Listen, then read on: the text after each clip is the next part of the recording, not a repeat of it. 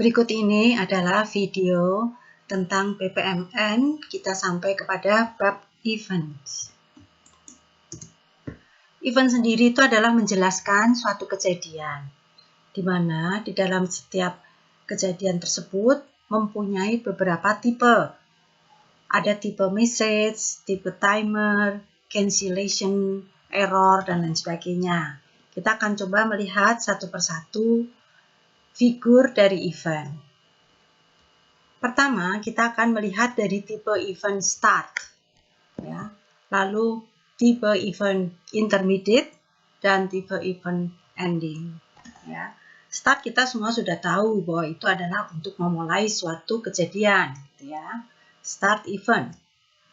Jadi ketika kita akan menggambarkan suatu task, selalu akan diawali dengan bentuk bulatan start dan akan diakhiri dengan bentuk ending yang berwarna merah di sini.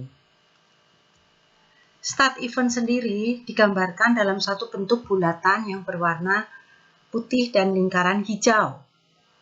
Sedangkan message start event akan digambarkan dalam bentuk lingkaran hijau dan di tengahnya ada gambaran amplop, ya. Message. Kemudian timer sama, di tengahnya ada gambaran jam. Kondisional, ada gambarannya kotak. Kemudian signal start event menggunakan gambar segitiga. Parallel multi start event menggunakan gambar palang, ya, seperti salib begitu.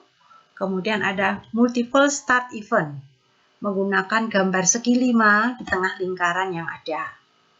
Kegunaannya apa? Kita akan satu-satu coba melihat melalui contoh-contoh berikut nanti, ya.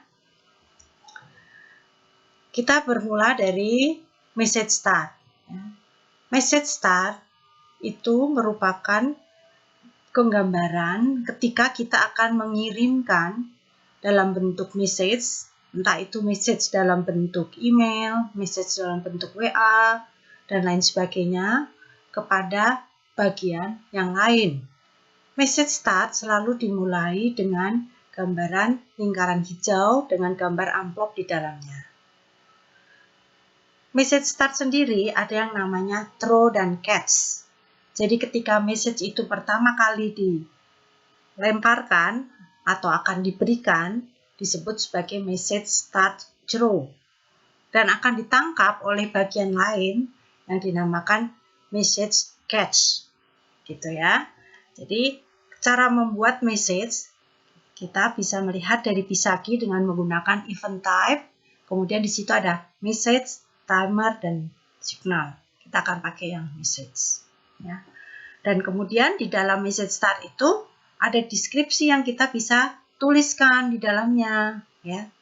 Nama message-nya apa, tentang penjualan misalnya sales, lalu deskripsinya apa, ya. Jadi ketika orang mencoba membuka message ini, maka keterangan itu akan muncul, ya. Orang segera tahu dari penggambaran PPMN ini message apa yang dikirimkan. Timer start sama, kita menggunakan lingkaran dan ada tanda jam. Jam di situ juga bisa berarti hari, bisa berarti juga minggu, bulan, gitu ya. Jadi akan ada start dari timer, ya, dimulai kapan, kemudian beginning kapan, dan ending kapan, ya. Karena ada setiap peristiwa itu ada yang memiliki due date, ya. Jadi kita harus masukkan kapan memulainya dan kapan mengakhirinya. Itu kita menggunakan di sini figur yang namanya timer start. Timer start pada gambar berikutnya adalah kita coba melihat bahwa ada evolution suggestion, ya, sebagai contoh di sini, ya. Dari para konsultan akan memberikan pesannya ke bawah kepada komite, setelah itu baru bisa diakhiri, gitu ya. Nah, ini contoh sebagai timer start. Conditional start itu merupakan satu peristiwa di mana ada conditional, ada satu peristiwa yang akan kita lakukan A bila begini, akan dilakukan B bila situasinya berbeda.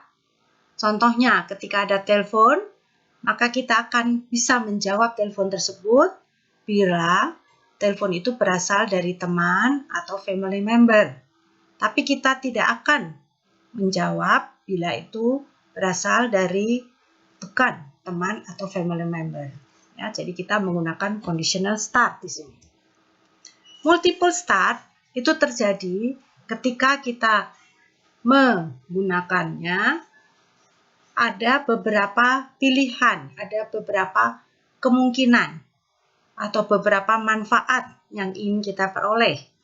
Sebagai contoh, di sini ketika kita memutar TV, kemudian melihat, ada beberapa hal yang ingin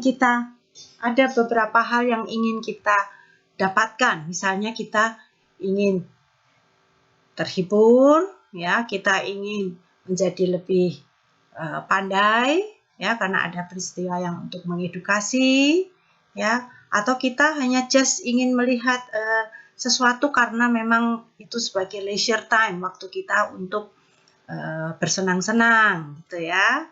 Nah, jadi ada beberapa pilihan sehingga kita menggunakan tanda di sini multiple start. Signal start itu terjadi ketika kita harus menggunakan shift tersebut untuk dipakai pada tingkat yang lain. Kita harus memberikan tanda pada pihak yang di atas misalnya, supaya keputusan itu bisa diambil. Ya. Jadi signal start itu ada juga yang bersifat throw, ada yang bersifat catch, ya, bisa diberikan ke atas dan bisa ditangkap, ya. Contohnya seperti ini. Gambar di bawah adalah signal start dari sales, ya, yang berupa gambar hijau dengan segitiga. Sales ini akan diberikan kepada bagian officer, ya, sehingga akan menjadi tanda signal start dengan gambar menjadi coklat, ya. Yang hijau ini merupakan throw dan yang coklat ini merupakan catch. Ya, jadi segitiga yang di dalamnya terarsir, ya, itu merupakan signal catch. Ada juga signal intermediate events, ya. Sama prosesnya. Nanti kita bisa melihat video untuk ini, ya. Nah, BPNN berikutnya, silakan untuk membuat proses pengumuman lowongan beasiswa mahasiswa. Prosesnya dimulai dari administrasi universitas yang mengumumkan lowongan beasiswa menggunakan berbagai media massa. Ya, coba tugas ini dibuat dulu sebelum kita melanjutkan kepada bagian yang lain, kepada bagian yang selanjutnya.